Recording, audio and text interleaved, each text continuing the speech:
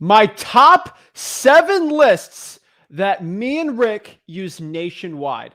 What is up, guys? Zach Ginn here. And in today's video, I'm going to show you the lists when I do go into a virtual wholesaling market, when I go into a new market nationwide around the entire country.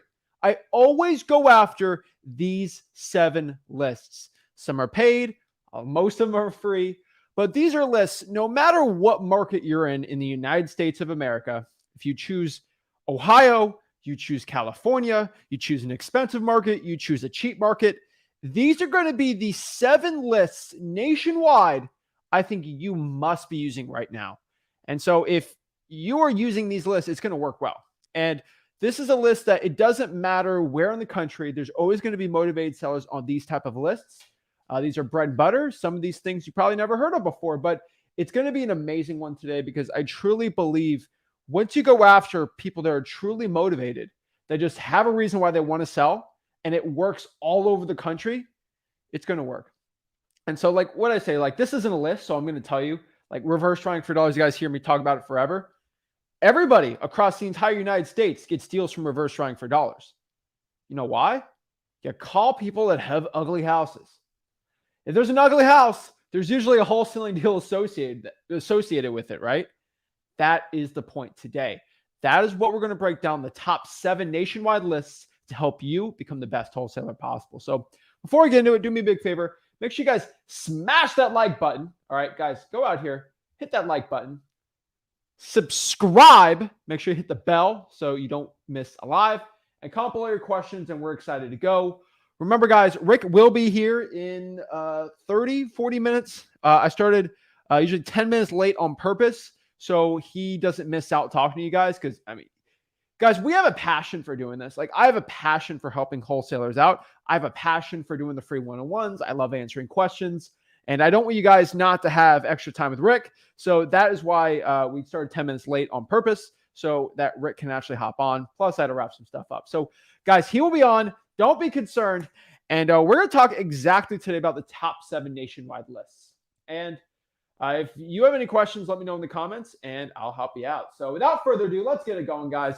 You know, before we do a Flip with Rick live stream, we always cue the intro because the intro gets you jacked up, ready to go to start wholesaling houses and become the best version of you possible. So without further ado, get up. It's wholesaling time, baby. Woo!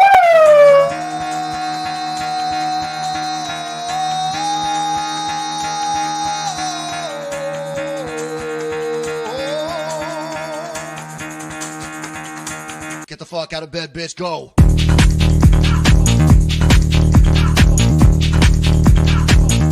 Get up, get the guy go.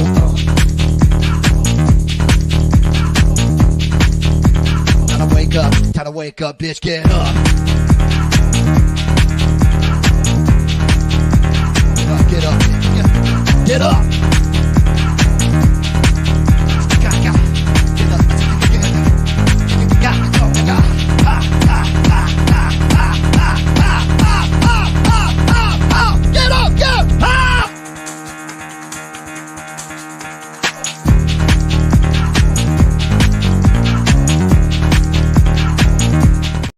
Oh, yeah. Let's go, guys. Let's get it.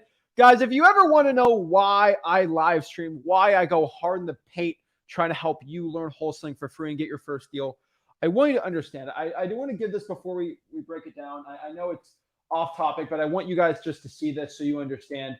I helped somebody yesterday. He hopped on the live stream. He did a one-on-one. He thanked me. He showed an amazing check. Victor, I talked to Victor yesterday, and Victor got his first wholesaling deal.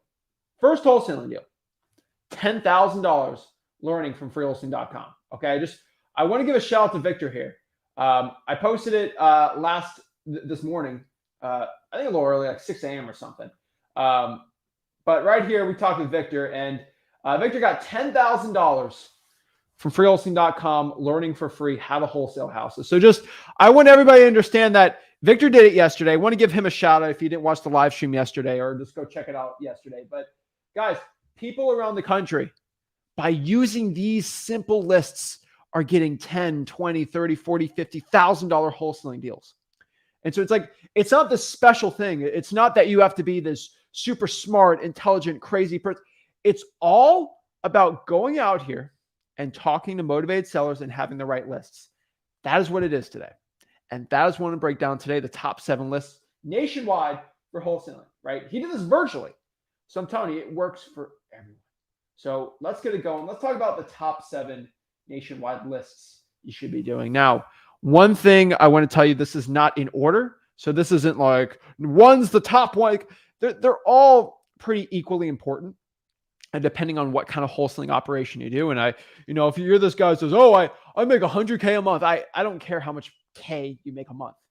This is a list anybody should be doing. Anybody. Anyone. So let's break it down. Let's talk about this. So number 1, code violations. All right.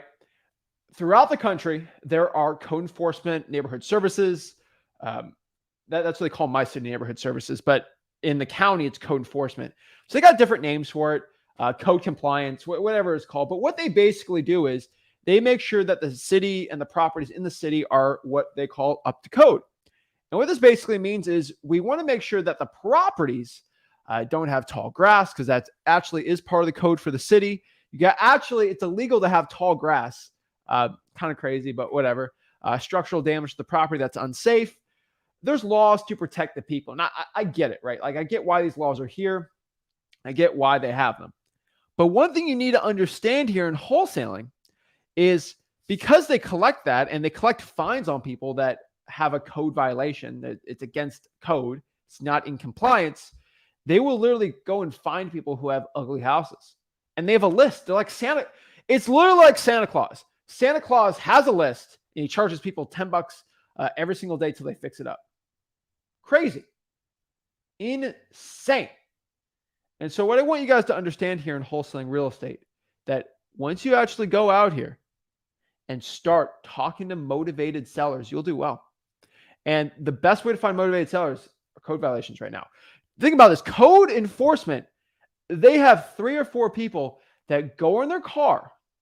That's right. They go in their car and drive and look for ugly houses and put it on a list. And then you can go get that list if you request it for free. Sounds awful like drawing for dollars, except these are government employees. And guess what happens when an old lady doesn't like their neighbor who has too tall of grass? The old lady, which always happens, they call up code enforcement and says, hey, this person has tall grass, go find them. So you have old ladies looking for ugly houses. You have people in cars driving around. How do you lose? That's the honest question. It's like that. Guys, it's a no-brainer. It's free. Costs no money. I love it, guys. You have to be going after code enforcement list. I absolutely love it. So number 2 here, this is going to be the probates, guys. I'm telling you, the probates. When people pass away, there's a ton of motivation in those deals. There's a ton of motivation why someone like that might want to get rid of the property for cash. And my biggest wholesaling deals, the deals that I make over $100,000 on, you see it on this channel, I show it, they're pretty much all probates, because there's one universal law in wholesaling real estate you must understand. The bigger the problem, the bigger the spread. The more problems, more money. All right. Once you understand that about wholesaling real estate, a lot of things will change for you. Okay. The more problems there is with the seller and the property, the more money you're usually going to make. Now, I've honestly told you, I've done the series. Like I said, I'm wholesaling a crack house. Well, what do you mean by that? There's crack in the house. I call it a crack house because there's crack in a house. All right. And it was a really ugly house. And honestly, I think I made $7,000 on that deal. And when I did the video on that, the vlog. So like, not always the case, but for most houses like this, I'm telling you straight up, more issues going on, the more money you're going to make. So probates, they're a free list. Go to freewholesaling.com. You can learn how to pull them. I love that list. Number 3, all over the country. First of all, there's ugly houses, so code violations. All over the country, there's people dying, so that's probates. And all over the country, there's vacant properties. According to Adam data, just look at the research, 1.3% of all properties in the United States are vacant. Now, if you're looking at Florida, which is like we call them snowbirds, where they live in New York, 5 months out of the year and then come to Florida for 7 months so they pay no taxes. People in Ohio do this. Rich people from the Midwest and North kind of do this a lot, where they will kind of have a house it's vacant for like 5 months out of the year in Florida, usually during like the summer. That's a vacant property, but that's not like a good wholesaling deal, right? But for a lot of properties out here, there's like a probate and no one lives in the house, or a code violation is just abandoned, right? Those are really good wholesaling deals. And if you can go to a service like listrei.com or zachdata.com, whatever you want to use, and filter out those rich people who just own multiple houses out of there, you just, hey, if the owner of this vacant house owns more than 3 houses, I don't want to deal with them more than 2. That's fine, right? You don't want to do more. You don't want to do under 2 because they're obviously got to live in one house and then own the other one. So I'd say 3. Those are like big hedge funds and things like that. But you know how to filter those out and make sure the property is not worth like a bunch of money because it's harder to wholesale those. You're in the money. And in every market I've done virtually, in the Southeast, Northeast, Southwest, and then not too much I'm not the big Northwest wholesaler. I've done JV there, but like I'm not a big guy wholesaling in I'm not Oregon's finest wholesaler. I'll tell you that, okay? I'm not that type of guy. But what I can tell you in wholesaling real estate, vacant properties are everywhere and you can always wholesale them. Guys, there's just house is sitting there. I got to pay taxes on it. There's obviously a ton of motivation to sell that house and get rid of that property. So vacant houses, I absolutely love them. Number 4, guys, tired landlords. Guys, I'll tell you this. Being a landlord is not the most sexy thing in the world compared to what most people hear. Buying a property, renting it out, getting cash every year, that's great. But what I could tell you with the tired landlord list, the tired landlord list is basically a list of people that are landlords and they've owned it for a while and most of them are just going to be sick of it, right? On top of this, if you get like the evictions list, you can get a list of all the people that had to evict a tenant out of a property. They're probably sick of it. They're done, right? So the tired landlord list is a paid list, but the eviction list is a free list. So that all works. That's all Gucci. So I can tell you the eviction list is hands down an amazing list. I always recommend everybody pull. And when somebody says, Zach, I pulled all the lists in my market, there's no more lists I can pull. Do you pull the evictions? Well, I didn't do that one. It's a free list, guys. Sorry, just checking the audio. But yeah, guys, tired landlords, go after them. So go to the evictions or use a paid service for it. But you need to be going after that list and types of lists like that because you can call them, text them. They're hard to reverse drive for dollars, honestly. But outside of that, I love the tired landlords because there's landlords in every single city. And if your tenants are going to have problems, there's going to be tired landlords. And, I've always talked about like, I've had deals where I showed on the vlog where I made 20 grand on a deal where the tenant, the boyfriend cheated on the girlfriend. And so the girlfriend, while the boyfriend was at work to get back at him, she punched, I think, over 100 holes in the house with a hammer to get back at the boyfriend. And the boyfriend's like, well, it's a rental property. Like, wait, what? But don't even get me started on that deal. But the whole drywall was super expensive. The landlord was like, I'm done. And guess what? That was us, right? Guys, I've had tenants put cement in toilets of our own property. So like, I've dealt with it, right? I got property management companies. I know how to deal with it, but I'm telling you right now, tired landlords, there's a ton of them out there. And there's a surprisingly high amount of people that if they just get a cash off or cash out and just get rid of it, they'll do it all day. Number 5 here is the tax delinquencies, guys. In every single state, seriously, in every single state, in every single market, every single county, you have to pay taxes to literally own property. I'm not going to hold political debate on it, but like, yeah, of course, if I own property, I now have to pay taxes for just owning it. Yes, they're called property taxes, and they help pay for schools, police, firemen, all those pretty much essential services. Pay your mayor's stuff, pay for code enforcement. So yes, there are property taxes. Now, unfortunately, that's the case for everyone. They got to all pay property taxes. And so the thing is, if you go to a city like, I don't know, let's choose Orlando, Florida. All right. I think there's over half a million people in Orlando, like 500,000 properties in Orlando, probably, or let's do all of Central Florida, whatever you want to call it. Do you think, because that means there's usually 500,000 homeowners, do you think since they have to pay taxes every single year, out of 500,000, there's going to be at least, I don't know, 10 that can't pay the $3,000 or $4,000 that year? Probably not. They probably can't afford it or something bad happened. And they're going to be delinquent on the taxes, which means they didn't pay the taxes that they owed. What do you think this means? This means that the government's going to be like, oh, I know you own this house, but you haven't paid taxes for this year. Well, you got about a year to get that up. And if you don't pay it, we're going to start taking over the house and we're just going to auction it off because we're the government. And the government's going to do that. Now, is that a good or bad thing? We need essential services. We do need parts of the government. So I do 100% agree, right? But like fire departments, the EMS, right? Like the very essential, right? We need those people. And so the government's very aggressive to make sure they get their money so we can have those services. Great. But they're pretty aggressive after year 2 or 3, you don't pay your taxes. Like they'll go try to auction off the property. Heck, if you don't pay your mortgage, the bank will try to do that, right? They're pretty aggressive. And so that being said, there's a lot of people that gets really scary when they can't pay their taxes because they'll try to auction off and get the property off, right? So they'll do a tax lien and then they'll try to just, they'll do a tax lien. Sometimes do tax certificates like in Wyoming and stuff, but usually they'll potentially try to do a tax auction, just auction off the property, get their money, get you some money, and then they're done. So tax delinquencies, very interesting deal. They got a lot of great deals. A lot of wholesaling deals I do. Every single time I tell someone that they should pull a list, they always say, yeah, I know I should do it, but I don't want to do it, right? Guys, I want you guys to understand when I say these lists, I don't say it for the good of my health. I do it for the good of your wallet. Guys should be doing it. I'm telling you. All right, number 6 here.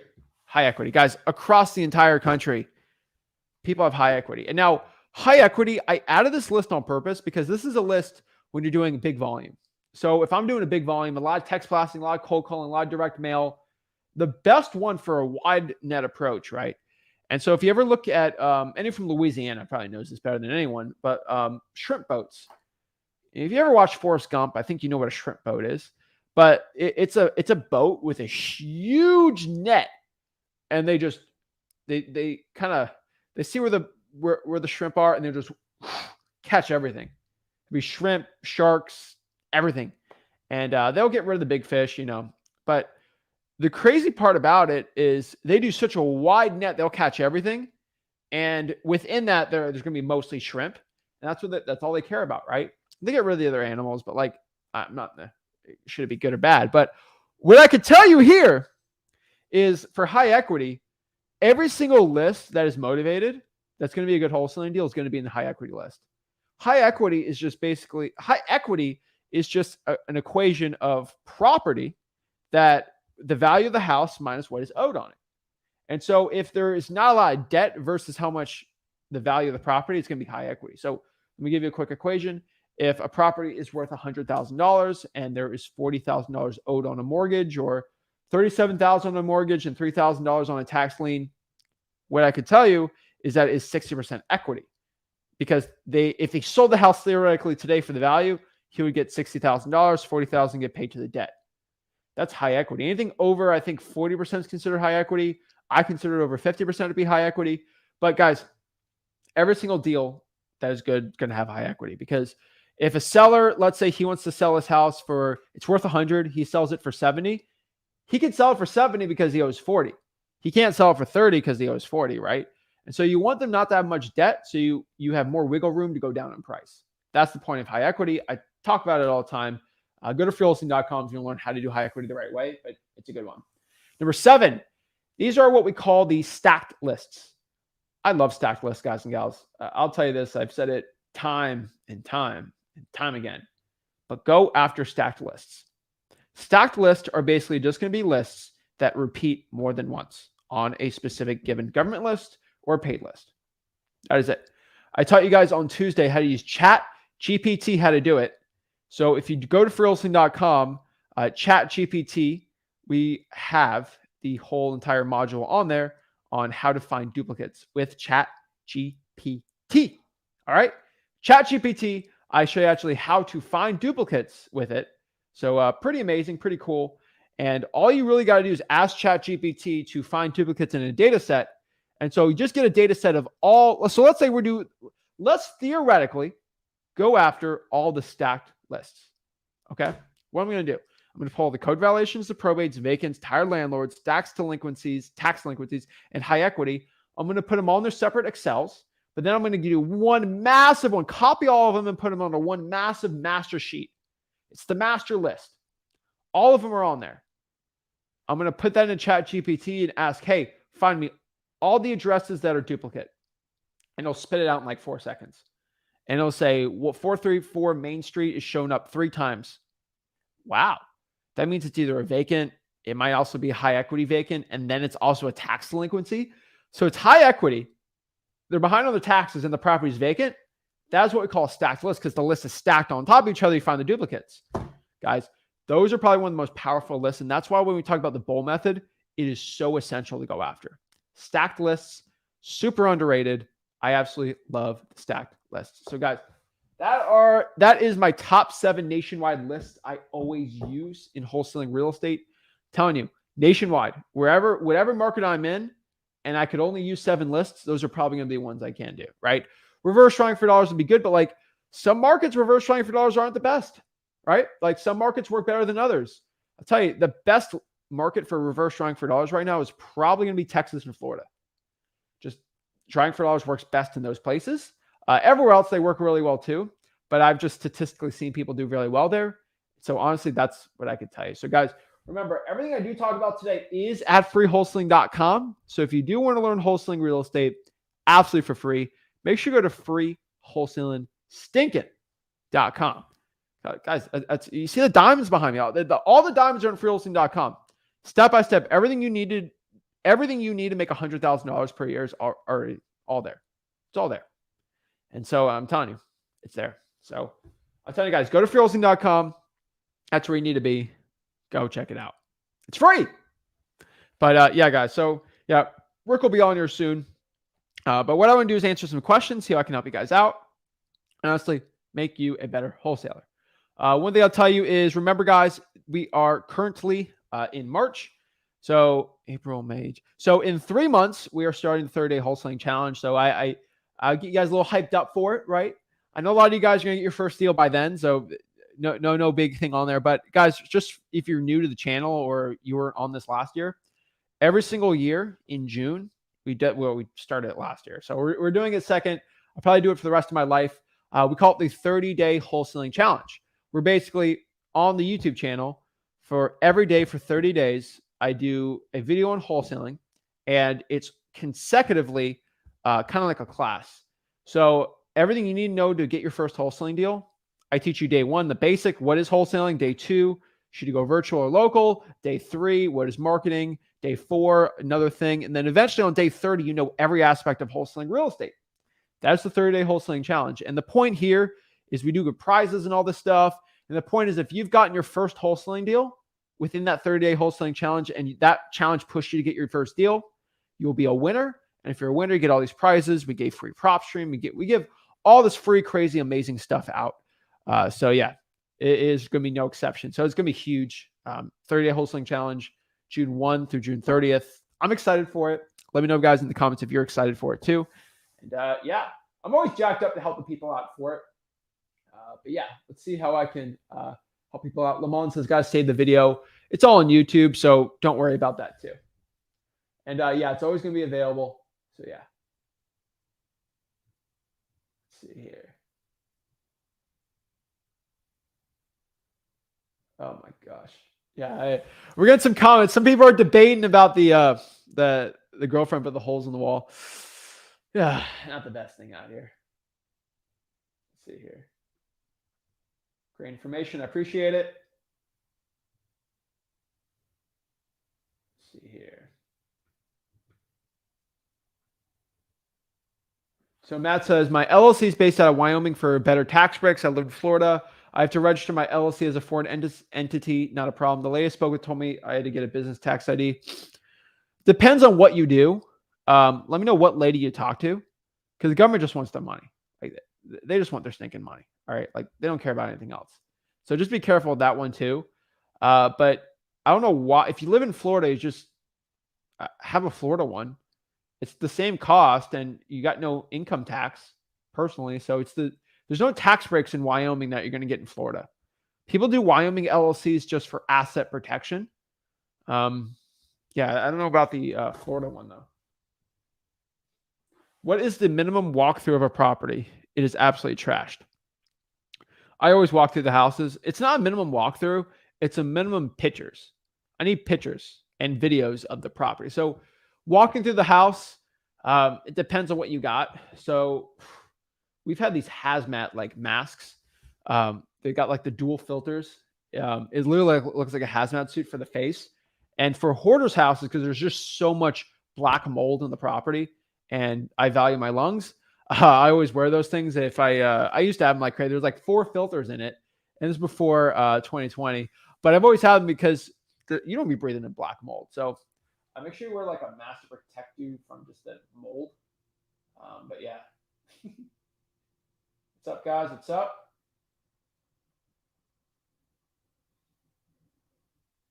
All right, let's see what questions we got here. So we got to ask here, where can I find title companies? Honestly, what I've always seen is the best place to find a good title company is just ask other wholesalers in your area where the best title companies are. That's it.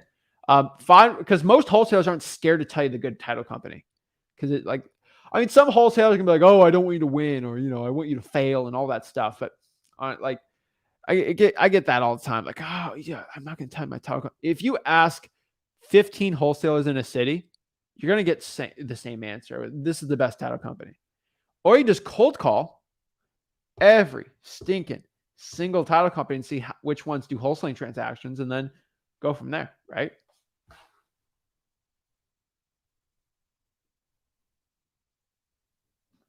So Matt says, I was in the Citrus County tax collector's office. They said I need one for every county I do business in. No.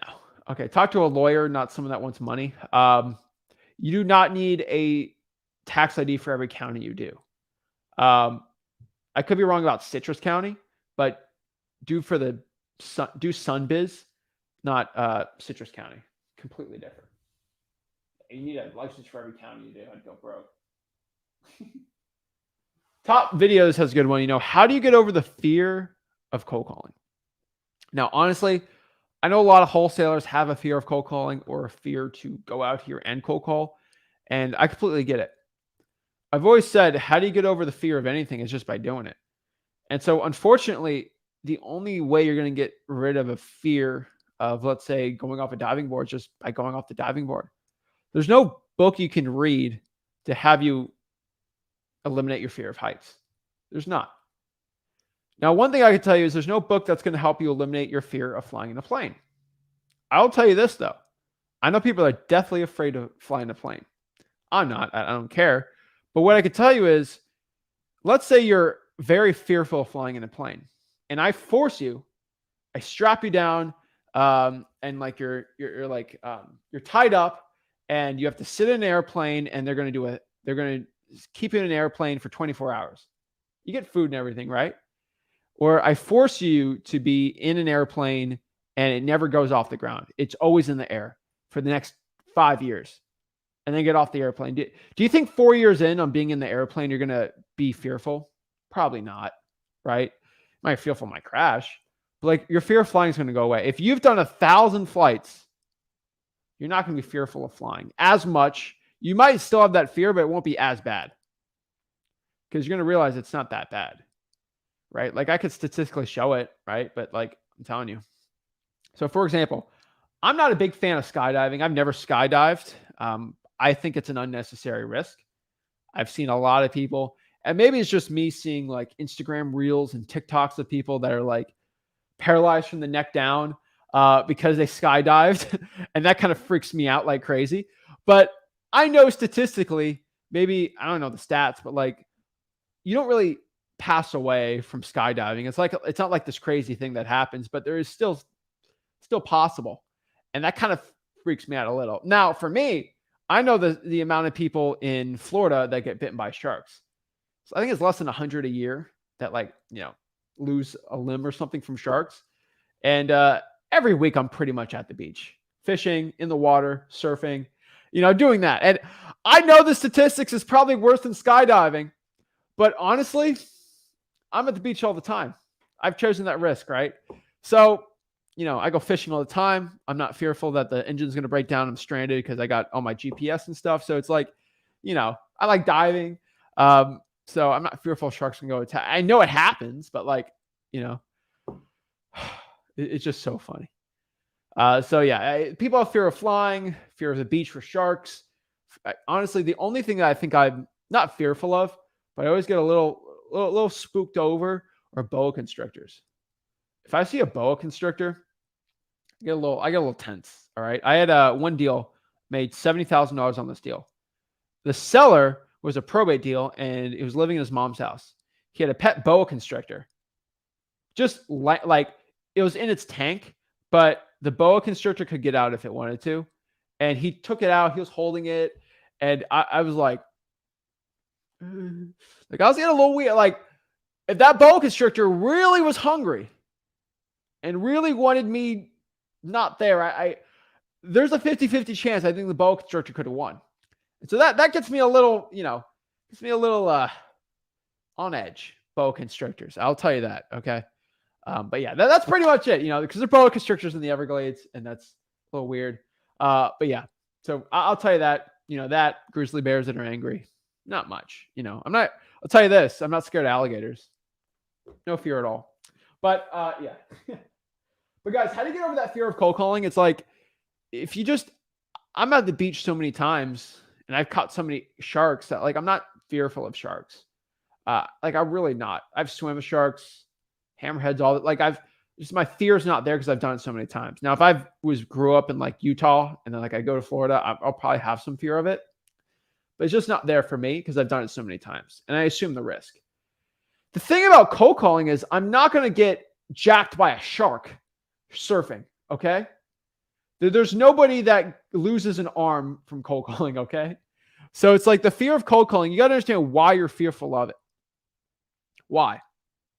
Understand that. Why are you scared to cold call? Are you scared that you're going to be embarrassed and someone's going to make fun of you? I promise you, call that person, they make fun of you. You're never going to call them ever. You're going to just go block them, right? It's not fearful of that, right? Because like, for example, I get 99% amazing positive questions and comments and support from the community here that we have. And I get 1% hate comments, right? Always something about me. I don't know. There's always a problem with me, right? I don't know.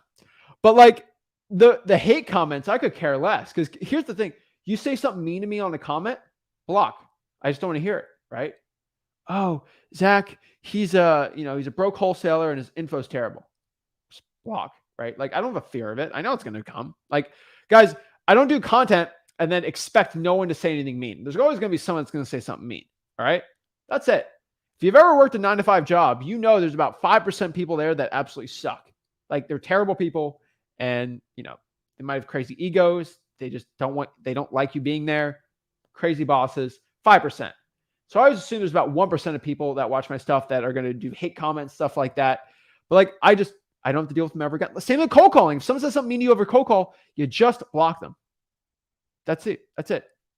And so is it the fear that you're someone, like you're not going to get a deal? Well, by not cold calling, you're not going to get the deal. That's pretty much it. So getting over the fear of cold calling, you just got to do it. I was nervous to cold call when I started, but I didn't have a fear of it because I've done wholesaling deals before. But guys, the fear of rejection, right? So Kaylin just said that, the fear of rejection, right? I don't think it's a fear of rejection for most people why they're scared of cold calling. I really got to get a psychologist in the house for this. But your biggest fear, honestly, I want you guys to understand, your biggest fear should be a fear of being broke. The fear of being broke should be way greater than the fear of cold calling. The fear that I'm going to stay at the point where I'm at right now financially for the rest of my life, that scares the snot out of me. All right. Thinking that I'm going to be at the same financial point where I'm at right now for the rest of my life. My financial point right now, I'm good. But I'm talking about like when I was starting out broke, like staying broke the rest of my life. That scares me more than anything. It scares me more than working a job. It scares me more than anything. Staying at a job scares the snot out of me too. But whenever I have to get motivated, I just think, hey, if I don't do this, I might have to become a bag boy, which I don't have to anymore. I get too much passive income. I'm good. But like knowing that from when I was cold calling, it's like, hey, if I don't do this, I'm going to have to put on a bag boy uniform again and start scrubbing toilets. That lit a fire in me. The fear of doing that was so higher than the fear of cold calling. And so you have to understand, what's your bigger fear? Is it a fear of being broke or a fear of cold calling? If you're more scared of cold call than being broke, you will stay broke. You'll go to the lowest common denominator of your fear. So whatever your greatest fear is, you'll do anything to avoid that. So if, for example, if a shark is coming after me, I'll have a greater fear of that shark than drowning, okay? Because that shark is a more permanent issue. If my house is on fire, I'm going to have a bigger fear of, being burned than a fear of, a heart attack at that moment, right? It's whatever's the greater, I don't know how you say it. It's whatever's the greatest fear. That's going to be the thing you're going to be focused on the most. And so you got to understand that, the fear of being broke. And so that's it. So looks like Rick's back. So back on. So we got to, we'll change it up. So perfect timing. The fear of being broke. Let's get it. So let's go change this up. I think your mic's down there. Grab it on. Say hi. What's up, guys? Hold on. Let me get you on here. Hold on. Let's move you over. There you go. What's up? What are we talking about? Fear of being broke. I've been there, done that. Talk about it. Let's talk about it. Fear of being broke. How do you get over the fear of cold calling right now? Talk about it. So we're talking about the fear of getting cold calling. So obviously you've reached out to wholesaling because it resonates with you. And so when I first got started in wholesaling, I wanted to change so massively. And honestly, you got to get to the point where if you truly want the change and you're going to be brutally honest with yourself and you say you will do anything it takes, if you're going to tell yourself the truth, then you'll do it. If you just kind of want it, or you just want the benefits without the pain of it, you won't do it. So you have to get to the point where your conviction is so strong, you're okay overcoming it. And most of you are scared to death because, number one, you're not used to it. And number two, you don't like rejection. Well, I'm here to tell you, if you can't get uncomfortable and you can't accept rejection, you are going to live a mediocre life. End of story. Most of you are held hostage by what you think others think of you. And that's probably the biggest thing why you're scared of cold calling, because you're going to get chewed out, you're going to be cussed out, and you think you're going to be judged. You are. And the sooner you accept that, the sooner you're going to get the life you deserve. But the reality is, most people want to do it, but most people don't have the guts to do it. And that's where you have to have the conviction to go, I'm willing to do it. Nobody just says, hey, I just enjoy cold calling because it's, nobody does, would you say nobody does cold calling for a hobby, right? Like, hey, what do you enjoy to do when you're not working or something? I goes, I just like to call random people to see if they'll sell me something dirt cheap. So there's a means to the end. So you have to stop worrying what others care about you. Stop worrying about it. They don't care. Like, honestly, if I cared what everybody thought about what I'm saying or Zach, I wouldn't be on this camera with you because I'd be scared. Like, some of you say mean things to me, whatever. But a majority are very happy with the message. So if you're going to do cold calling, you've got to have the conviction to do it, because the reason you're doing it is you're trying to change your life.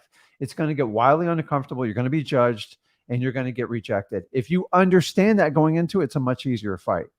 But the reality is most of you are spun like, hey, just jump into wholesaling. You're just going to sit on a beach. The houses flip themselves.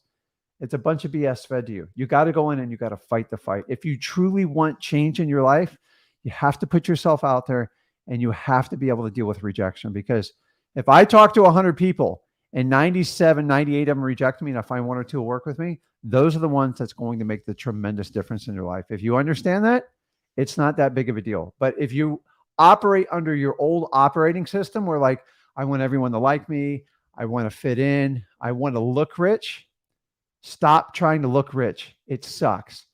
Become rich. The only way you become rich, honestly, cold calling is probably one of the fastest ways to dig yourself out of it. And it's not just wholesaling.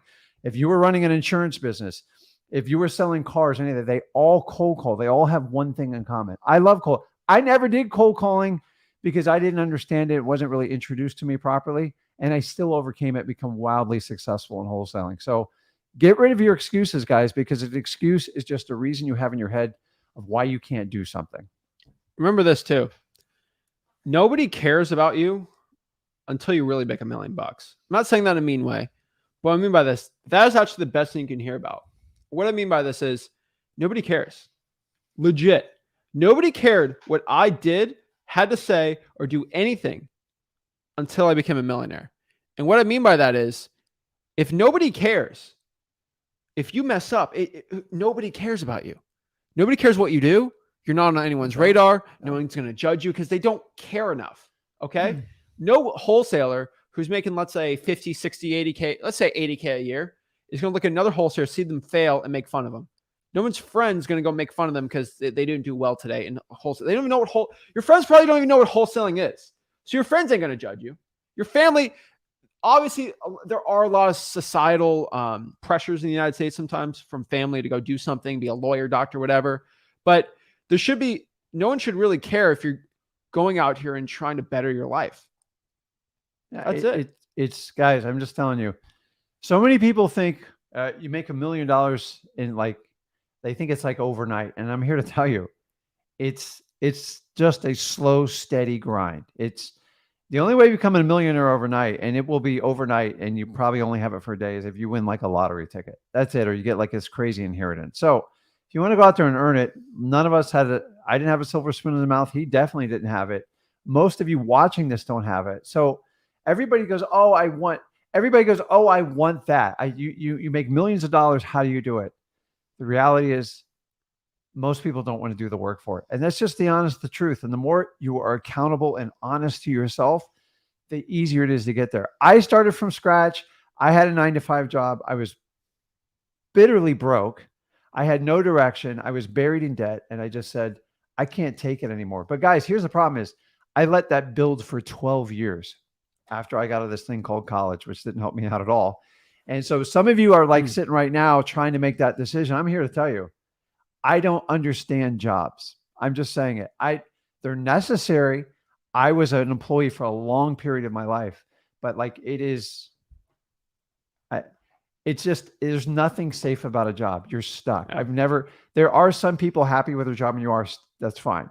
And nothing says you can't use your current job to help you get to where you want to go. But the problem is all school systems, all your family, all your parents, all your friends, everybody programs you for a job. The reality is college, high school, grade school, everything is designed to get you the best, highest paying job. If you don't want a job, you need to understand that, and you got to unwind the programming in your mind. Let me ask you one thing. If somebody handed you a lottery ticket, all right, it's a lottery ticket, and it's free, and it's let's call it a 1 out of 10 chance, make $1 million, and it's free, and you can someone can hand it to you. If you got that lottery ticket, do you think your family would judge you for just looking at the Powerball number that day? 1 out of 10 chance. Would your family judge you? No, for taking that ticket? No, that's a no-brainer. Take it. Yeah. Would your friends judge you? Would your friends make fun of you for getting a free ticket? No. Would there have been any pressures for you to win? It's 1 out of 10. There's no pressure. You know what? It's right. Here's the thing in wholesaling. Wholesaling is a lottery ticket. You know what the odds of being successful in wholesaling? 1 out of you. Yeah. 1 out of you. 1 out of you is the chance you'll be successful. That's your lottery ticket. You know what the odds are? The odds are yourself. You're the odds. And so here's the thing. If you feel pressure from your family or your friends to be successful in wholesale, it's a lottery ticket. Guess what happens when you don't win a lottery ticket and it's a free ticket? Do you lose everything? Do you lose your job, your family? No. You lose out. Like, you don't lose anything, but you're set to win everything if it wins. So that's the thing about wholesaling. If you try wholesaling out and like you still have your job, but you do it on the side, if you actually put the work in and you actually get that first deal, second deal, you win the lottery. You did great. And the amount of, and how the wholesaling lottery works, it is a lottery ticket. And you know how lottery tickets work? Usually the more tickets you buy, the better chance you have of winning, right? Yeah. And this isn't $1 million. Like, so every hour you put in this business this year is going to be a lottery ticket for you to make 100K. It's a 1 out of 10,000 chance. But what if I put 1,000 hours in? What if it's a 1 out of 1,000 chance and I put 7? What about 800 lottery tickets and I have a 1 out of 1,000 chance of winning about 800 of them. Pretty dang high likely chance I'm going to win that lottery. And every hour you put in this business and every motivated seller you talk to just increases that lottery that you're going to win. And here's the cool part. When you're cold calling, you have a fear of cold calling. Every hour you put in a cold calling is another lottery ticket. That's it. And the reality is, I'm going to address the elephant in the room, is a lot of people who call like, oh, real estate, wholesaling is a scam. They're trying to fit it in the old rules of society. So wholesaling is the complete opposite of a job. It's 100% accountability, putting yourself out there and taking risk on yourself. You're only gambling on yourself.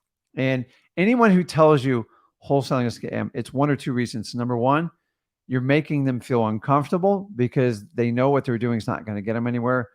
Or number two, it just doesn't fit in the rules of a job.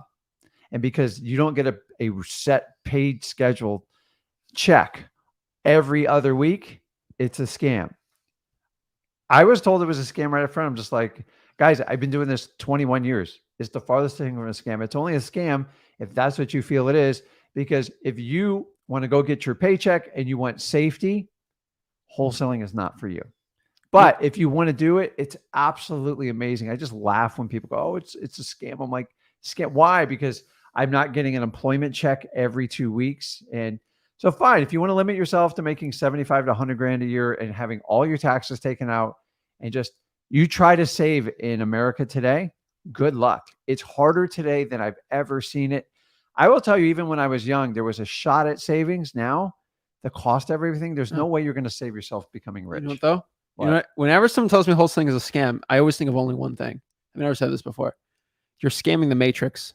You are. That the only person you're wholesaling is a scam because it scams the regular system of what average person does. Yeah. Work 60 hours, 9 to 5, 2 kids and a job, wake up every day, commute for 2 hours, come back, commute 2 hours, go to eat dinner with the family, bed, wake up next day, and you get a lift for 2 days a week, weekend. You're scamming that system by doing that. So the truth is, because I did that scam, I scammed the matrix of wholesaling. Guess what happened? I can go to Mexico, virtually wholesale, catch the marlin, come back, do a live stream or two. Like, I'm scamming that. I should right now, look at the time, I should be at a 9 to 5 job right now. Or maybe on a lunch break for 30 minutes and then go back to my hourly job. You should be doing that right now. I should be doing that right now. But we decided to scam the system and legitimately make money in one of the most legitimate ways possible with title companies and lawyers legally doing great things for the economy. Yeah. So, and think about this scam.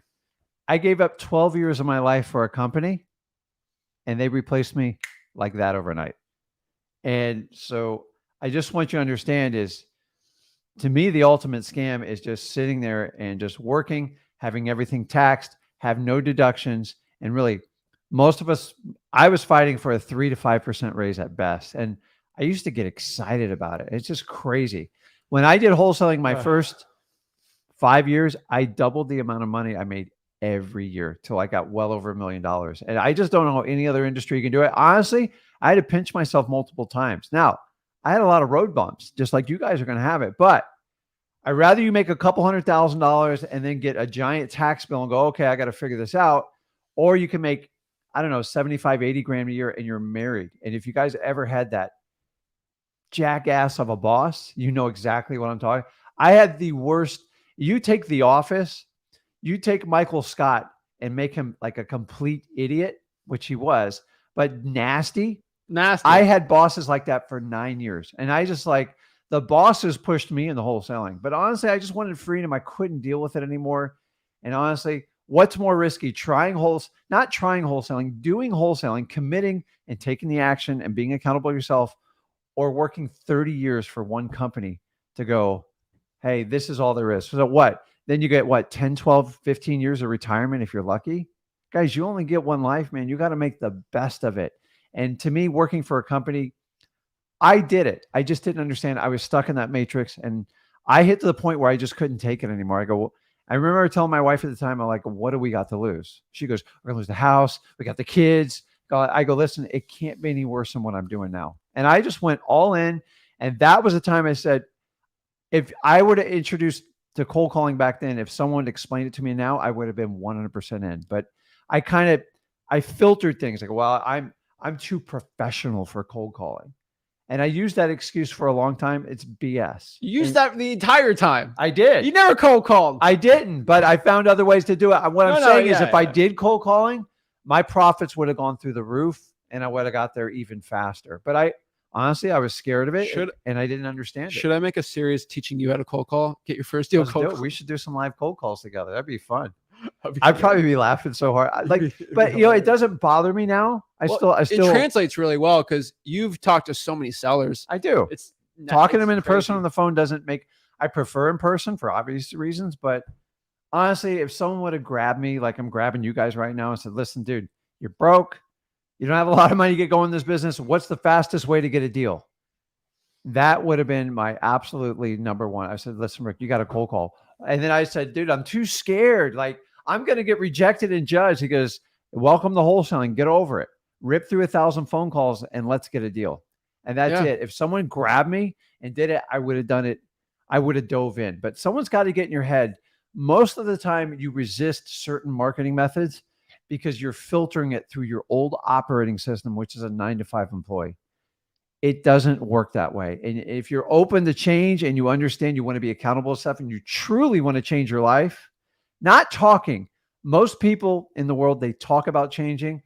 Me and Zach's commitment is like people who want to make the change. So with our course and everything, we do 100% free. The reality is the people that take the most amount of action, that become extremely consistent and very disciplined, they all do very well. The people who dabble in it, you're doomed. But if you do that, like listen, if you want to ride a unicycle, how many hours do you think you're gonna have to put into it?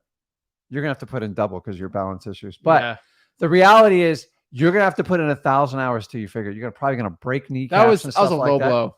That was a low blow. I know, but I'm just saying, like when you first started wrestling, were you good at it? No, it was terrible. You were terrible. Like I was terrible too. Everything you start, you suck at in the beginning. The question is, are you going to get back up and you're going to keep going? That's what we call persistence. And if you don't have it, don't even try wholesaling. Exactly. But most people on this go, "Hey, listen, I got it. That's why I'm connecting with you guys. I want to talk about it." The problem you have is nobody tells you the truth in this business. It's just, all you get is the good stuff. Have you ever had someone try to sell you something and all you hear about the good? They will never tell you about the hard work, what you have to sacrifice. Are you willing to do it? Will you call 5,000 people and get rejected by every one of them? That's wholesaling. Yeah, I got some of the inner ears where if I go on a roller coaster, I get sick.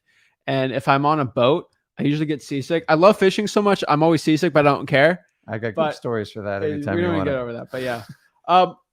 One other thing I do want to tell, when people say they have a fear of cold calling, I'm talking the majority of our audience right now. A majority of our audience.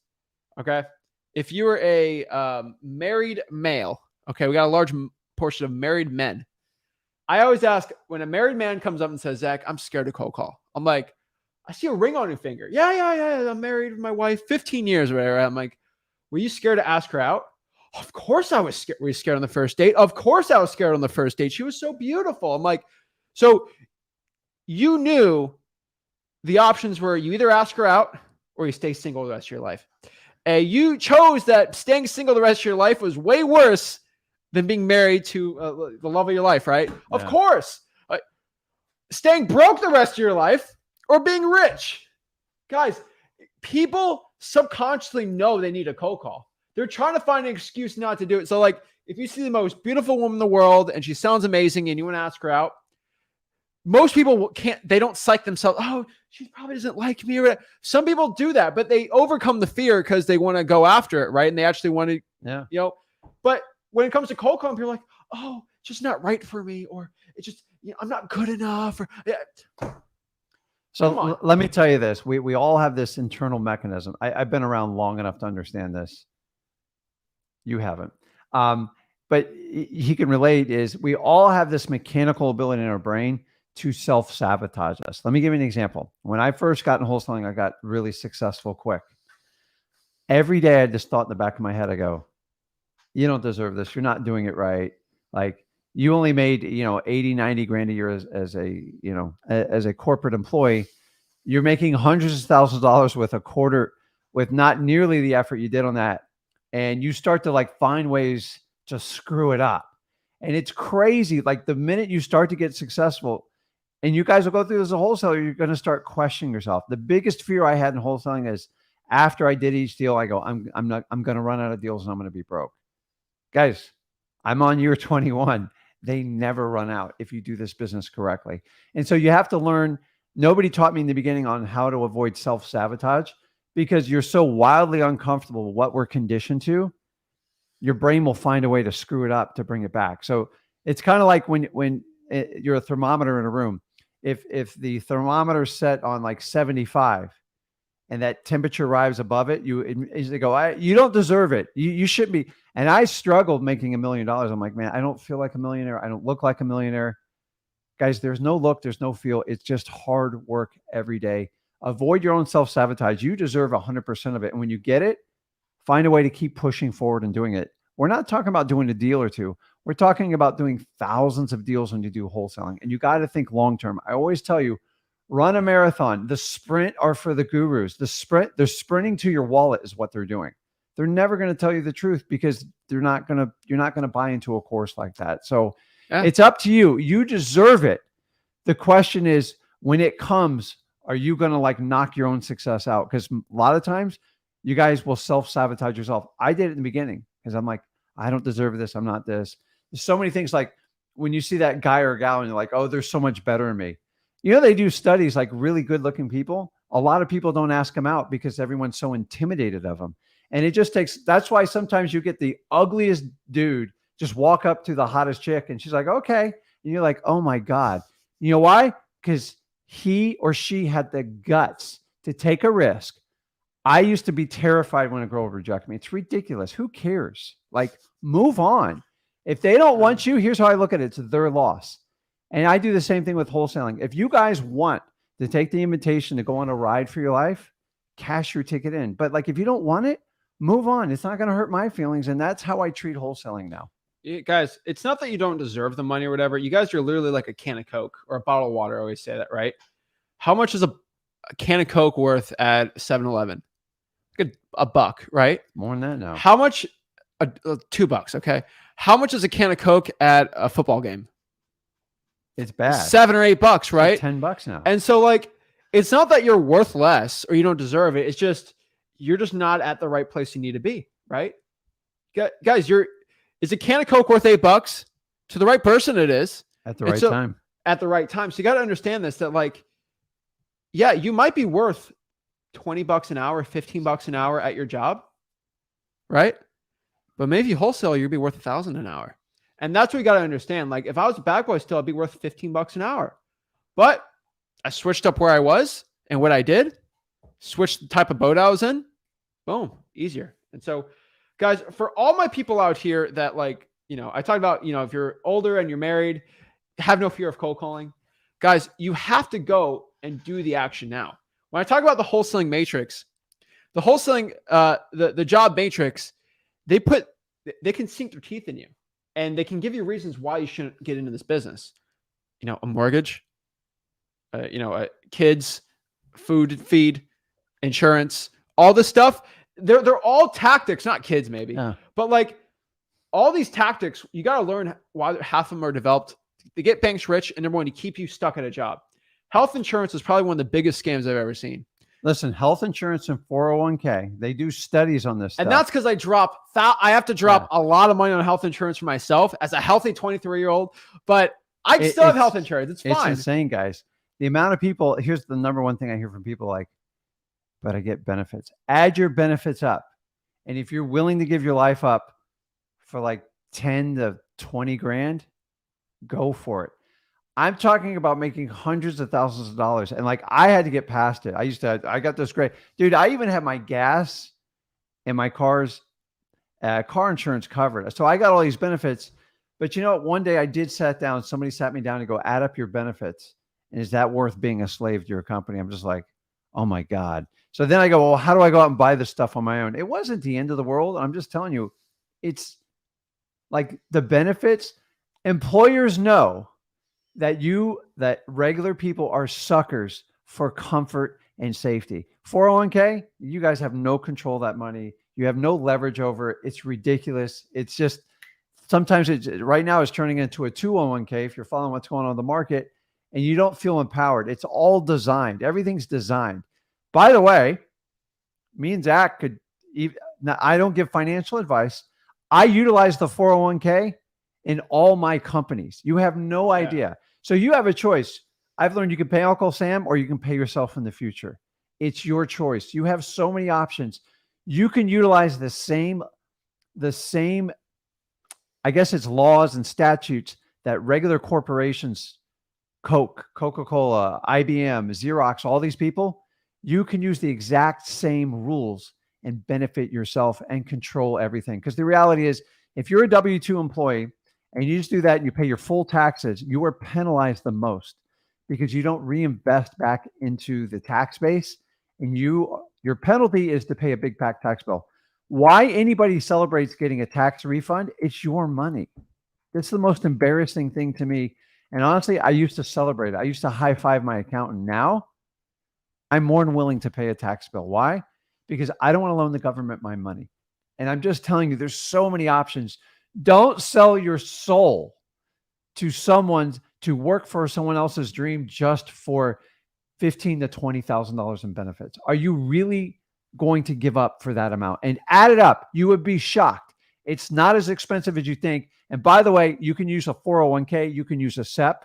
So if you took even a $50,000 payroll from your LLC, you could take a lot of that money back and set aside and not even pay taxes on it. So I'm not giving you financial advice. I'm just telling you, there's so many tools when you work, you have the system work for you, or you can work for the system and understand what they're going to give you at the end of the day. Exactly. So I'm telling you guys, get going, get excited. And last one here, Dream Chase says, yeah, people call wholesaling equity stealing. Guys, if you don't know what real equity stealing is, it's a 6% to list a house. So yeah, we could, that's with no skin in the game, nothing. And all they do is put it on a listing service, but like we're stealing equity. That's 6% equity to click a button and I'm buying a house. Okay. Yeah. It's just funny, but especially on like homes that average $500,000-$600,000 throughout the country. I mean, that's a lot of money. But don't even get me started on that. All right.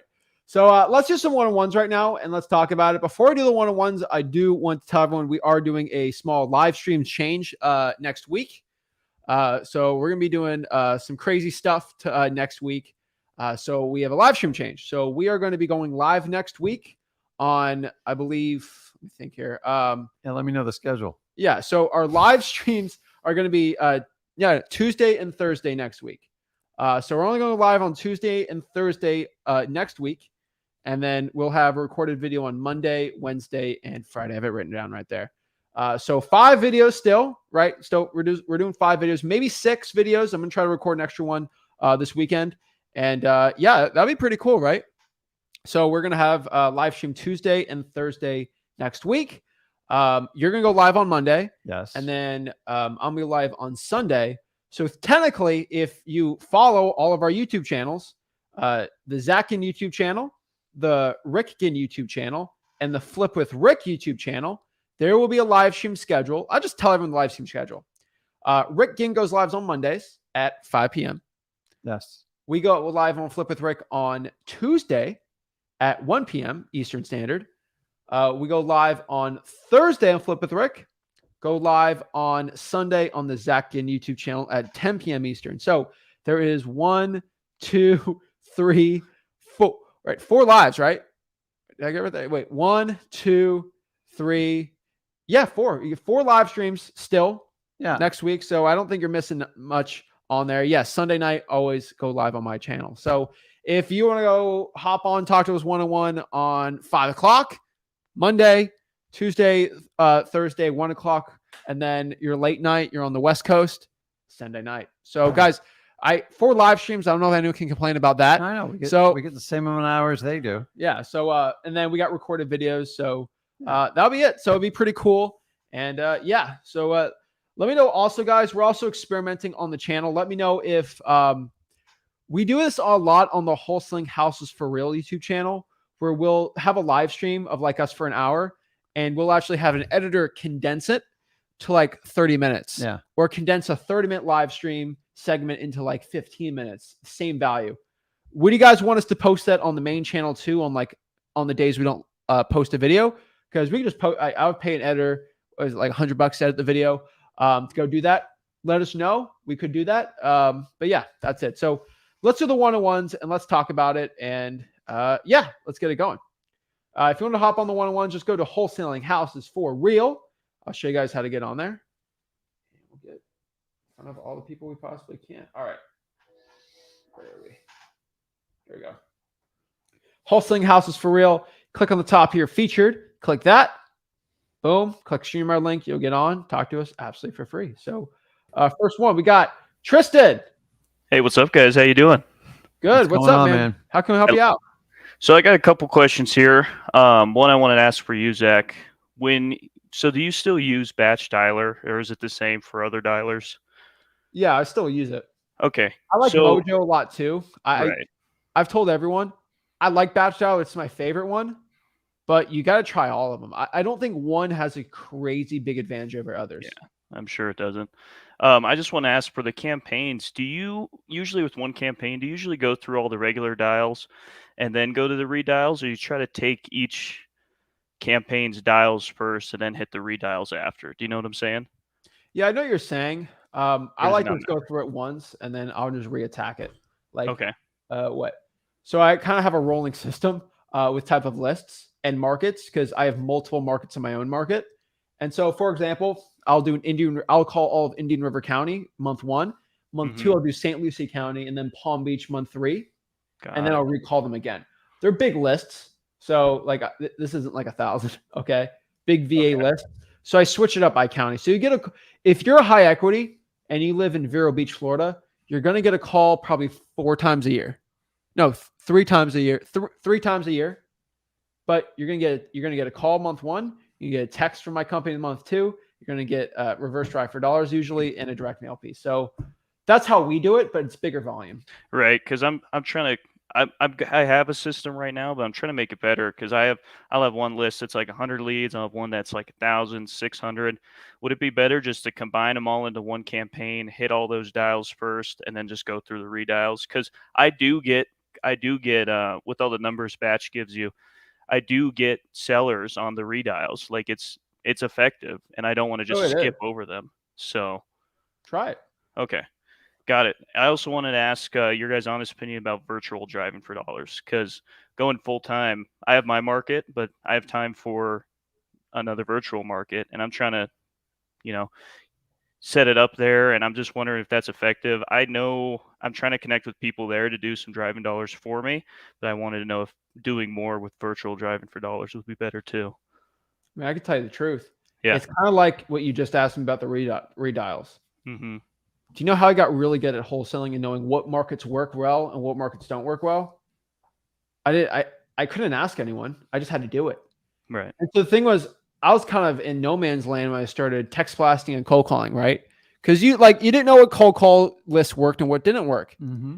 You know how I figured out pre-foreclosures sucked for cold calling, but was great for texting? No one answered the phone because they were getting spammed so much. But I texted them, they always answer the text. And so for the redials, you just got to try it out and see if it works or not. Same thing for virtual drawing for dollars. I'm talking to somebody in Tennessee. 2 deals last week from virtual drawing for dollars off dmzac.com. 2 deals. Worth it for him, right? Yeah. But I got other people telling me it sucks. So the thing is, I talked about nationwide lists today. The problem with virtual drawing for dollars, it's so market to market specific that you got to do some testing, man. Be a scientist. Figure out if it works or not. So I would say do it, see what happens. All right.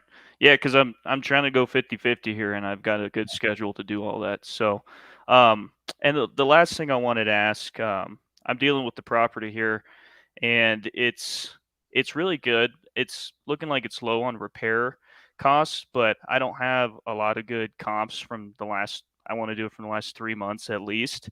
And I just kind of wanted to ask in where I can find on your guys' website, or if you can just tell me the equation for evaluating a house from cap rate. Because I found what most buyers like for the cap rate here I just want to have What cap put it rate? into play. It's What's the about number? 7 to 8. I've talked to a couple, That's but crazy low. That's low in my opinion. We're talking but about single family homes, right? yeah, So you're looking at evaluating a property on a cap rate where you really just can't get good comps, correct? yeah. So is it just, is the house ugly, or is it just not fit the norm, or is it just like the sticks? What's the challenge with not getting comps there? It's a nice house. It's like a 4-3, and they did some renovations, but they absolutely do not want to go through a realtor and want a cash offer. Yeah.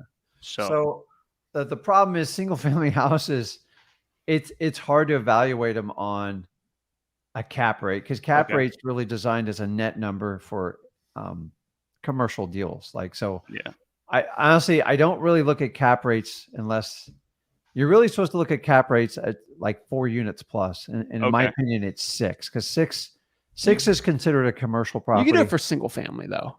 You can, but what you need to do is change the word. Cap rate does not work in the single family. You want to start saying ROI, return on Okay. investment. Yeah. It's because these are regular people. So they go, okay, if I put in $100,000 and I get X amount of dollars net, then what's my return? And so just get rid of the word cap rate, because people freak out. It's the exact same thing, by the way. But so people play with you on commercial properties. They go, you know what the cap rate is? And if you go, well, what's a cap rate?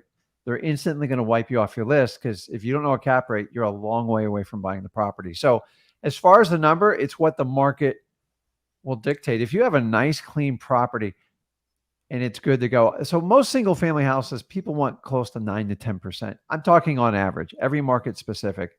If you have a hot market, it can push down to the numbers. Like 6 would be the bottom line number, Right. because you got to understand, you can put your money almost in a T-bill around 4.5%, 5%. I just got an advertisement from Edward Jones. I don't work for him, not affiliated. They offered me a 6-month CD for 5.15%. So just understanding, I have no risk. I never got to deal with town. I got to do crap. So why would someone step on a property at 6 or 7% of a long-term commitment of an asset that's very expensive to sell? Because here's the problem with the cap rate analysis is, so if I have a CD, or say I buy a stock, not a stock, or say you buy a bond or something like that, which is a crazy thing right now. When I sell it, I click a button, it's over, and it's like a nominal fee. When you sell a piece of real estate, it can be up to 12%. So it's very misleading. So I go, hey, it rents for this. Here's the cost, and you can evaluate the numbers. Most cap rates, ROI on any type of real estate can all be manipulated.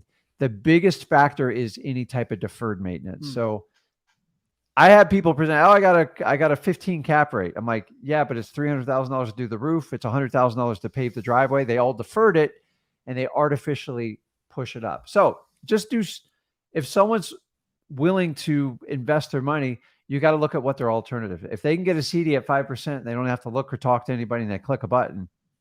7%, in my opinion, is a hard sale for that. Now, if they like real estate, you got to understand the one advantage that you get over it is most investors, they want the depreciation part on it. So do you know what the depreciation rate is on a single family house versus a commercial? How many years you can depreciate it? I do not know. This is valuable. On a single family home, it's 27.5 years. Don't ask me how they come up with that number. That's the IRS. Okay. So if you bought a house for 200,000 divided by 27.5, that's basically, they can calculate the depreciation. Now you can push that number up to like double digits. Guys like me, I'll buy houses like that all day long because I get the depreciation factor, and they think it's a safe investment. Do commercial, it's 39 years, much, much bigger numbers though. So find out what your buyers, are they truly chasing ROI, or they want ROI and depreciation, and cater to the number to them and go, listen, based on the depreciation, if you buy it for 200 grand, here's how much more you get. And what happens when a guy like me buys 20 or 30 properties, we can offset income like by $300,000-$400,000 if you collect the depreciation. There's a cost to it. But listen, if you got a good asset and just you're struggling with the comp, I would go out further with the comp, 6 months, 9 months.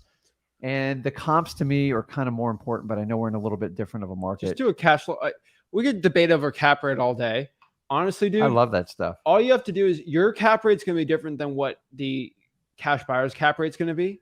I promise you this, because they're going to assume appreciation in their thing and tax advantage, whatever stupid thing they do. So what I can tell you is just get it for the lowest price you can, and then Yeah. bring it to a buyer and say, hey, this should be under that cap rate. Just figure out what it'll run out for, and then just do a simple cap rate. I know you don't like cap rate, but just do a simple. Call it an ROI, because that's what Okay. most people That's they're fine. not like way advanced on it. And then if you want to get more advanced, go listen. If you buy at this rate, this is how much depreciation extra you're going to get a year. Yeah, and just do that, and then bring it to them and see what they do. They're going to do a different one. It's like figuring out repair costs for you and a cash buy. There's going to be different. But So, remember, when they sell it, they're going to base it off comps, because that's the only way you can sell those. So there's cash flow of a property, and then there's comps. Unfortunately, single family will always be based on comps. It's just a rule written in, and it's hard to change, even if we wanted to. So. Yeah, I mean, it was just another strategy I was looking at. Honestly, I just found a couple comps quick on batch, and I already know what number going for no, but I just want to know it. So, yeah, other than that, guys, that's all. And I like your shirt, Rick. So, All right, yeah, that's all I got. That's all I got. all I right. appreciate it. That's how we should run wholesaling. Just Oh, go Yellowstone stuff. Take care of business, man. all right. Thanks, guys. Tristan, let me know if you got any questions. So that wasn't even on my mind. I mean, honestly, the easiest data is always Florida, the Southeast. So I guess Tennessee would probably be the easiest one. Okay. Because I get a lot of government lists from them. Okay. Are you subscribed to any government like FTPs, like their file transfer system? Like for Palm Beach, I am. For Palm Beach. Okay. Yeah. How did that guy? I thought we locked the door. I left it a little bit cracked because I didn't want to interrupt the live. When he walked, he was in such a rush to come in here from his other meeting that you left the door open. And someone just walked in. So don't even talk about it. All right. I thought we kept it locked. But dude, let me give you the honest truth, man. If you could subscribe to the government program, just go over to the liens. They're all free. Just go where? Go to the liens. The liens, the tax delinquencies, like I don't know what you're trying to ask. Like, well, yeah, it's because I'm getting responses back from the instructions you guys are providing, but they're saying, hey, Jason, this is gonna cost you. Like, I got the water shut off list, and which had like maybe I think they told me there was like not that very many records, but it was like $80 for the list. So I was like, that's insane. Tax delinquency? No, not tax delinquency. It was utilities. Water shut off. Palm Beach County's water? I think it was for Boynton Beach, the city of Boynton Beach. I got it for free. Yeah, they told. Yeah, I looked at the invoice was like $80. I was like, oh god. Did you go in person? No, Boynton Beach. No, I went for Liquid City. You got the phone price. Yeah. Go in person. It's always tougher on the phone. Yeah. Listen, no government employee wants to work, and like, think about it.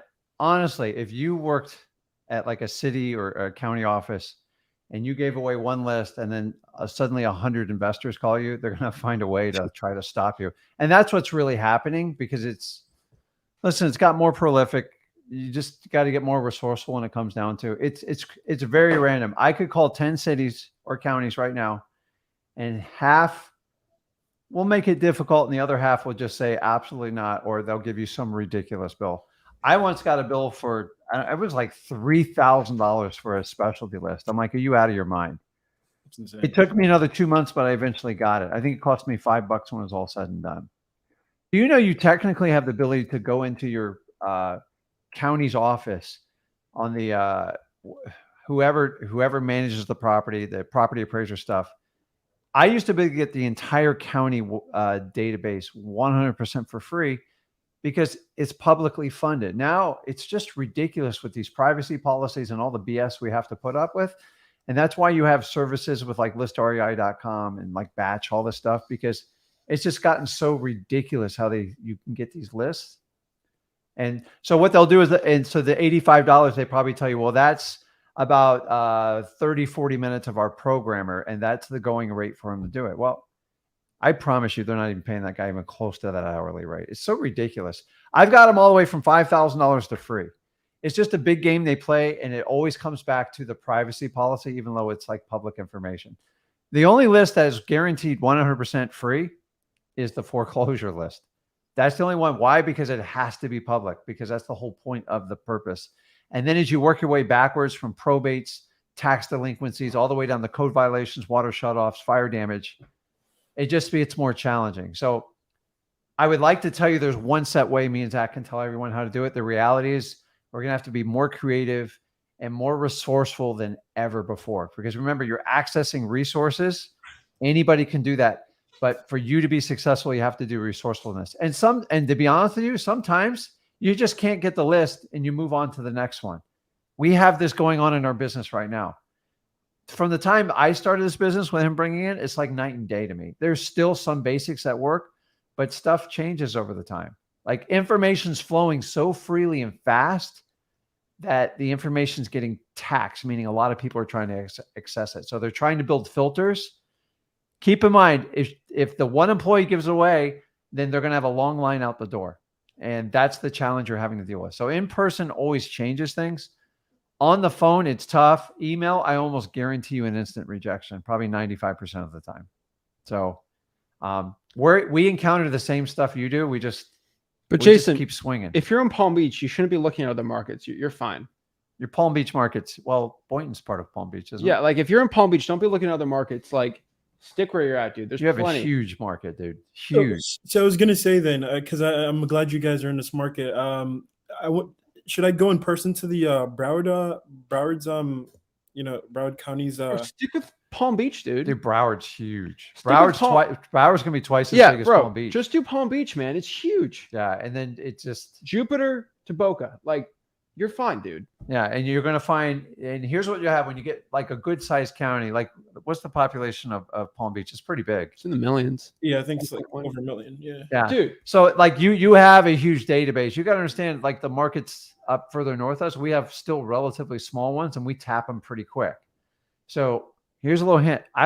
We don't do all of Palm Beach. It's so dang big. We specialize in certain sectors that we've tested and we've had success. And where we find gold, we always stay there. And so the problem is you get down these huge counties, like say if you're doing Orange County or like Hillsborough County, I'm talking a lot of Florida stuff, but they're huge. And honestly, it's like you can get buried in leads, and you got to just like not drive yourself nuts, because I used to do all the way from like Southern Broward all the way up. Honestly, it's tough. So are you a one-man army? I am a one-man army. But yeah. So like, listen, don't run a one-man army that needs a 20-person staff to do it, because it's hard to do.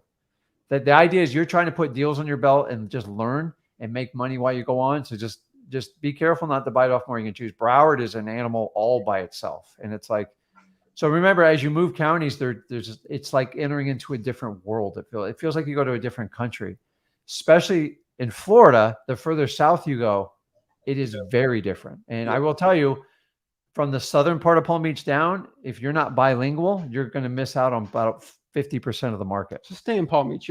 It's like 3 Port St. Lucies, and I got too many leads in Port St. Lucie for myself. So you're fine, man. Okay. Okay. Let me ask you, Jason. Let me ask you legit. Did you poll the evictions list? Yes, actually, I'm talking to someone right now that wants to sell me a property and he's actually evicting a tenant right now. So but have you called the entire list? No, from last month to this month I did. Bro, it's every single month. The eviction list keeps rolling in. Oh, it rolls, buddy. So you do that. You're going to be drowned in the amount of leads you can. You will be plenty full. Trust me. You'll be plenty full. Would you guys recommend calling like an eviction record from like December or January, or no? I like them fresh. I like them fresh because you get pissed off people, and that's where you find the best hired landlords. If you give them too much time, the property sells, they re-rent it. And so like part of you is the efficiency. Like, let me just gather the last 6 months of evictions. The sweet spot's the last 30 days, maybe 60, but like past 60, honestly, you're wasting your time and effort. I've already done the research for you. Part of the benefit of working with like people like me and Zach is, dude, we fought all these fights. We still fight them and the thing is, I want you guys to understand, we didn't stop fighting these fights. We still do it every day. And it's a constantly evolving market. That's why we like doing this lives. We learn from other people outside of Florida doing exactly what we do. And we learn as much from you guys as much as you guys learn from us. That's just the truth. Oh, yeah. So Broward's huge, dude. I would just focus on Palm Beach. And then once, because here's the deal, is you always get a market and then you find areas where you start getting some traction, like double down on those areas. Like don't spread yourself too thin. I used to do Broward and it's just like, it's a long ride for our salespeople to go there. We have to provide cars and gas and it got terribly expensive for us. And we just still do a little, but nothing crazy. Yeah. But like, we know the markets on like specialty lists, but all of Broward, oh my God, that's huge. Oh yeah. So. Okay. Thank you very much, guys. By the way, I'm still working with that lady. Dude, just I already told you what to do with that. So, but all right, thank you. Okay, very much. Man. See you. Go after it, man. Drive me crazy. That lady's crazy. Why do you crack the door open? Oh my goodness! You know what? I was trying. You ever try to shut a door gently and it's got the security lock? Yeah. Apparently, I didn't. And we have a private studio. And it's pretty chill. I guess someone wanted directions or they got and you cracked it and someone walked in. I didn't know it when I heard that voice. Like, oh my God, we're getting I was more scared of the dog hurting the person than the actual person. Because this dog, I don't think you guys understand. Big boy. He very protective. He likes to hang out, but don't want a dog alone at home. So we bring him over here. But I borderline broke my finger on that one. Look at that. That's your fault. I spilled water. I was trying to save a man's life at that point. Hey, you hear what I said to him? I go, yeah, you're about to be attacked. Get out the door. Hey, can you answer one question? Whoever goes to a private studio, but whatever. I was like, wow. I'll tell you this. If you ever want to know if we're live, okay. Yeah, I think this is the perfect shit thing. The show that we are live, but yeah, we have a private studio. And I spilled water on here last week, and then you accidentally crack it. I was trying to be quiet coming in, so I didn't alarm like anybody or get the dog round up, and then it just. You saved that guy's life because that dog would have gone nuts. Yeah, boy, he's very protective. He went through a lot to get here. That's amazing. He did. He did. He had to go through all. You know what? Through the gates, guys. Everything. Even if you wanted to find where our studio was, it would be very difficult because it is like. I'm gonna get started, but yeah, that was funny. All right, let's talk. Blake's been very patient. He looked a little bored halfway through, but he got through it. So I did. What's up, man? How can I help you out? I have a few questions. One, with voicemail. So when you leave a voicemail, do you just say the same thing as when you're just calling someone? That's it. It's a new voicemail for the person. So I don't care if it's the same one for me. It's new for them. Right. I just wanted to make sure. Curiosity, bro. Hey, this is Blake. I had a quick question about your property. Please give me a call back. Or hey, this is Blake. Give me a call back. Whatever one you want. Intrigue and curiosity makes people call you back. Okay. All right. Sounds good. And then number 2, eviction list. Where do I go? Because I'm in Kent County in Michigan, and I look up like eviction lists. I'm in the Grand Rapids area, so I look up eviction list Grand Rapids or Kent County. And I see the district court, but it doesn't give me like any contact information or anything like that, from what I can tell. Okay. Like I can view a summons, but Kent County has a landlord-tenant division. And by the way, I'll let you in on a little secret on them because I'm familiar with these somewhat because I partnered up a lot of people. In most counties in Michigan, they leave the landlord's phone number on the complaint. It saves you the entire skip trace. Most of them that I ran through that I helped somebody set up, I was like, oh my God, this is a gold mine. Because in Florida, we don't get that information. We have to skip trace everything. All right, you ready for this one? Actually, yeah. Let me actually show you the website. Kent County. All right. Can you see my screen? Yeah, I can see it. All right. So you see this website? Yes, that's where I'm at right now. Well, did you call this number right here? Which one? The phone number for the 63rd District Court? It's not popping up for me. Do you see it on the screen? Oh, yeah. Okay. Yep. Call them.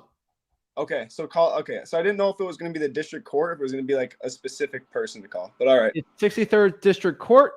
Yep. And just looking at through here, grounds for eviction, they got all this stuff right, non-payment, blah, Yeah. blah, blah, blah, blah. So a hearing may be scheduled ahead of time by calling this number. They got a lot of the phone numbers. Look at all this phone numbers right here you can do. This is perfect. Yeah. You'll be Okay. fine, man. All right, just making sure. Oh, yeah. And then a big issue I've come across just like in the past like week, I'm using Google Voice obviously for a different number. I keep getting drops. Like I'll call, like the call won't go through. Like it'll just immediately like drop and say retry.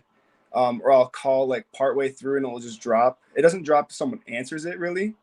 But if I'm talking, so like, have you had that issue or do you do a different Call rail thing? What was that? for what service? Google Voice. I've never had that problem with Google Voice. Really? Get another Google Voice number, or Okay. maybe it's with your own phone. Try to switch it and test it out. Okay. Millions of people have Google Voice. It's pretty solid, dude. Like Yeah, we 'cause never had issues with it. I was looking up a little bit. I saw some people had issues, but I didn't see like as a massive issue. So I was like, is it just my problem or something like that? So, I would say it's just you, man. okay. All right. That's good to know, I Yeah. suppose. Yeah, I Yeah. wish, but I mean, dude, I use Google Voice today. So Okay. Okay. All right. And then probably the last one, pre-foreclosure list. You said you get that every 30 days? it's not pre-foreclosures can be anything, but usually every 30 days, most Okay. likely. Is it a paid list or no? It's a free and a paid list. So you go to notice the defaults for the county or the list pendants. You can get it for free, or just click a button on a paid service.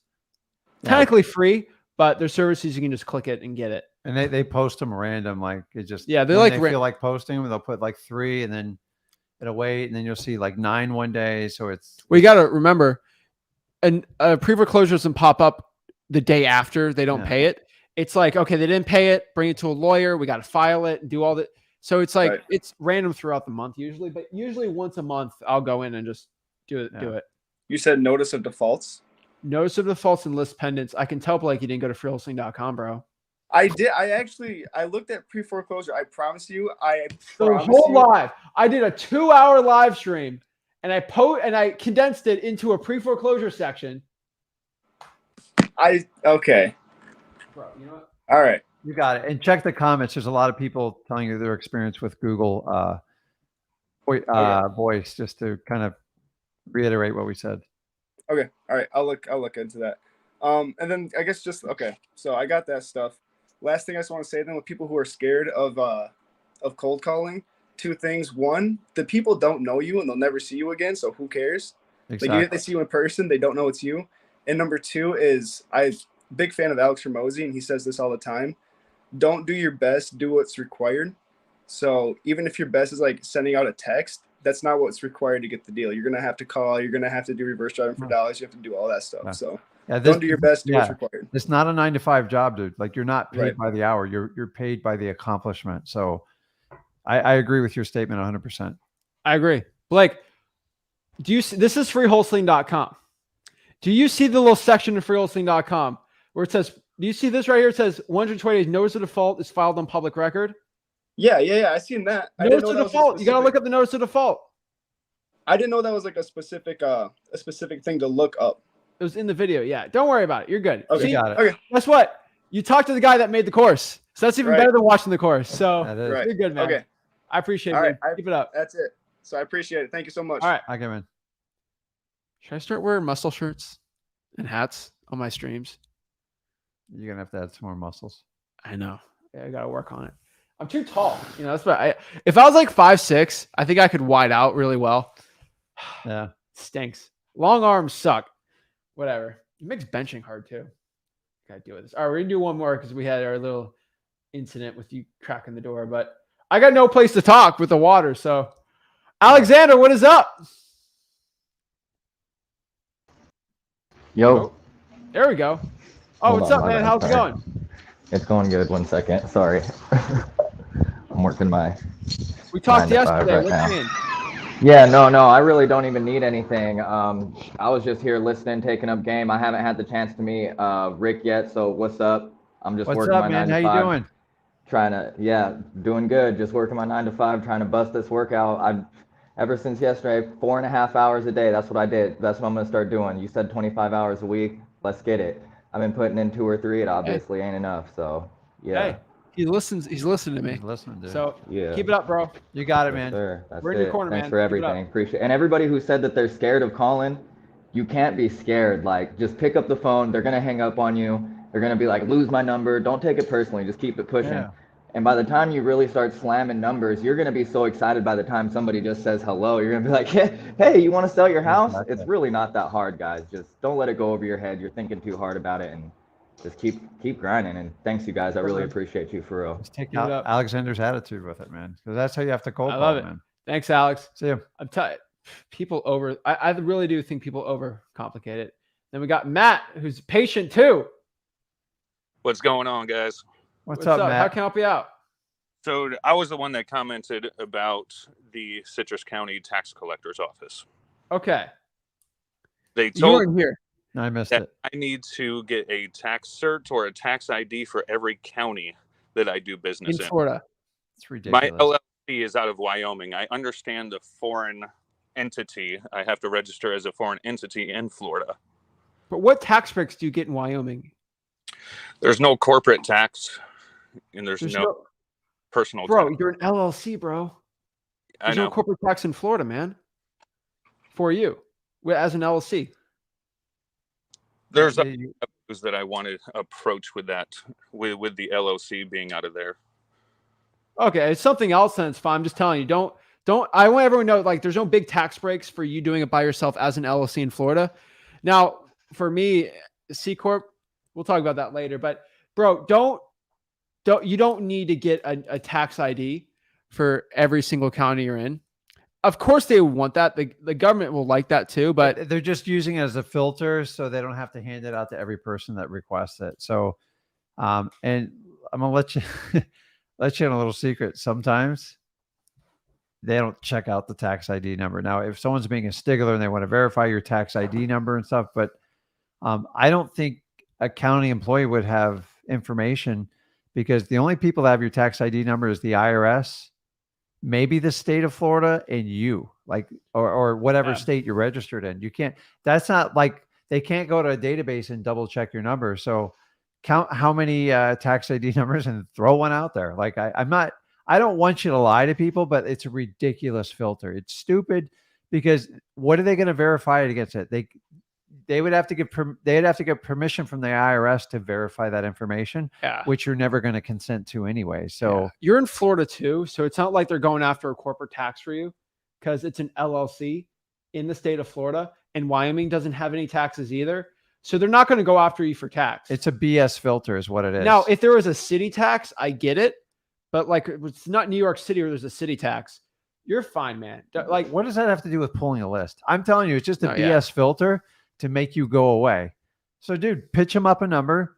I just say, no, hey, my name's Matt. I'm a citizen. Boom. Yeah, not a corporation anymore. I think it's like 9 or 10 digits anyways. It's not hard to figure it out. Just shoot it out. There's no way, because I just went through this with a bank. They can't even verify a tax ID number. So it's like, I promise you, a county employee is not going to be able to do it either. Stupid. The EIN out of Wyoming, I have for my LLC. Registering as a foreign entity in the state of Florida, I understand that. Yeah. But the EIN should transfer as soon as I register. EIN is for the government. It's federal. It's federal. It has nothing to do with state. So you have to register that federally, and then you pick the state that you want to register your corporation. If they need it to pull a list, just say you're a private citizen doing research. Then they can't give you that BS. Gotcha. And as virtual wholesaling, would that be the same? If I was to do a job or a contract out of North Carolina, would I have to register my LLC to do business out of North Carolina? No, it sounds like you need to, but you don't. I'm just being honest with you. So, Matt, we're not here to give you legal advice. So, dude, I've done deals all over the country. I've never done it. Like, I'm not going to say I've never done it, but for the most part, every now and then someone's a stickler for the rules and they make you do it. So it's the exception, not the rule, but I'm not giving you legal advice. Yeah, we're not giving, but you're going to close the title attorney in North Carolina. Whatever they say, do it. That's it. That's the only one that dictates Yeah. it. So I can't tell you what to do there. Whatever the closing attorney, we've had closings in North Carolina with LLCs in different states, and the closing attorney didn't care. We just got the check in the LLC. It's fine. Got my EIN, and that's pretty much it. Sweet. I appreciate it, bro. Yeah. That's it. I think when I started wholesaling, I thought I'd do all this, but it's not as complicated. Do what the title company says and what the basically what the closing attorney says, and you'll be fine, man. All right. Appreciate it. Thanks, guys. All right, man. Keep it up. Boom. All right, guys. I'm telling you, these are the top 7 nationwide lists you need to be using. I'm telling you. So this is it, guys. This is Zach Ginn signing out. Rick Ginn signing out. If you guys want to hop on, we're doing a live stream tomorrow. Well, you're going to be on live tomorrow, Friday, and then I will be on Sunday, then Monday. And remember, guys, new live stream schedule. Come out tomorrow. We're going to go live on Tuesdays and Thursdays on the main channel, and then live. So full week, Monday on the Rick Ginn channel, 5 p.m. Eastern. Tuesday on all channels pretty much at 1 o'clock. No lives on Wednesdays. Thursday, live stream on all channels at 1 o'clock. Then live stream on Sunday nights, 10 p.m. Eastern on the Zach Ginn YouTube channel. If you're not subbed to all of them, subscribe to all the YouTube channels because I promise you, you will have 4 lives a week. You'll have, let's actually do the math. 3, 4, 5, 7 recorded video. If you subscribe to all of our channels, 7 recorded videos and 4 live streams. That's 11 videos a week. All right. So 11 videos a week. If you subscribe to all the channels, it's insane. Yeah. So, and they're all different videos. So use it or lose it. all right. Love it, guys. See you Make sure you guys. guys hit that like button, subscribe. See you tomorrow.